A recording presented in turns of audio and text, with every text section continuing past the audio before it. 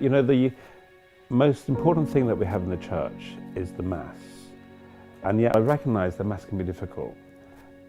We go to church and people have books and they know what page they're on, and sometimes they're standing, sometimes they're kneeling, sometimes they're sitting, and it's all a bit confusing. And I think sometimes we can make the mistake of thinking when we go to Mass that it's something that we do. And actually the great thing about the Mass is that it's all about what God does.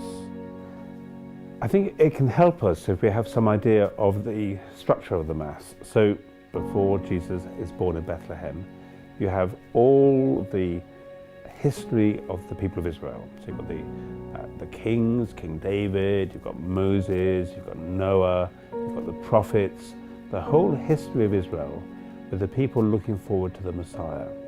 And then the Messiah, Jesus, is born. And then Jesus begins his public ministry, and he teaches, and he encounters people, and he heals them.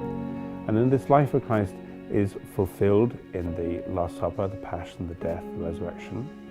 And then when Jesus rises from the dead, the people meet him, and eventually on the last day, when he ascends back to heaven, he sends them out to proclaim the gospel, to teach others the faith, to make disciples. The same thing happens at Mass. If you think about it, when you go to Mass, the first thing that we hear when we sit down are the readings from the Old Testament, the life of Jesus.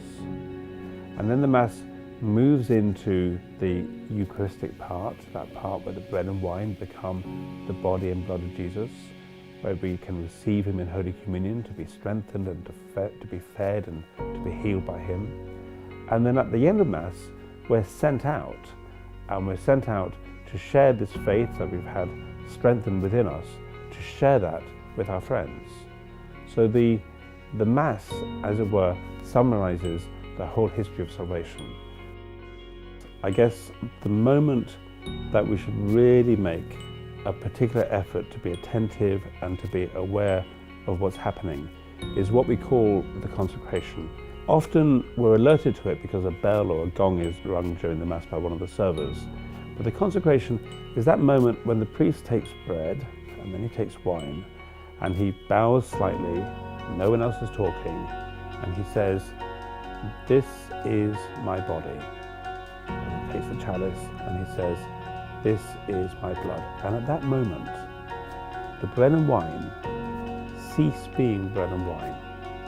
They cease being the ordinary fruits of the earth. They cease being ordinary food, and they become the living body, blood, soul and divinity of Jesus. In other words, that now Jesus is there. Jesus, who made all things, through him and for him everything was made. He comes down upon the altar under the appearance of bread, under the appearance of wine. He makes himself tiny so that we can receive him in Holy Communion, so that we can be one with him. And I think it's really important that we make an effort just to stop and to be attentive at that moment and to say, "Yes, Lord, I believe. Lord, I know that you're here. I know that you love me. I know that you want to be with me." And then from that moment, to be looking forward to receiving Jesus in Holy Communion, and to be telling him that I desired, Lord, to receive you. I want to be one with you. Even if I'm conscious that I've committed a serious sin, part of my sorrow for my sin is that I can't receive you in Holy Communion. But Lord, you are now here. You've now come down upon this altar in this Mass to feed me with what in the church sometimes is called the bread of angels.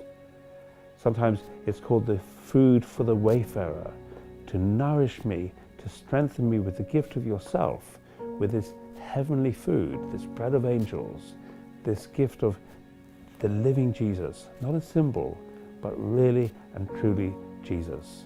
And that's an awesome thing. If we really understood what we meant by that, we would go to Mass every day. We'd want to go to Mass every day if we possibly could.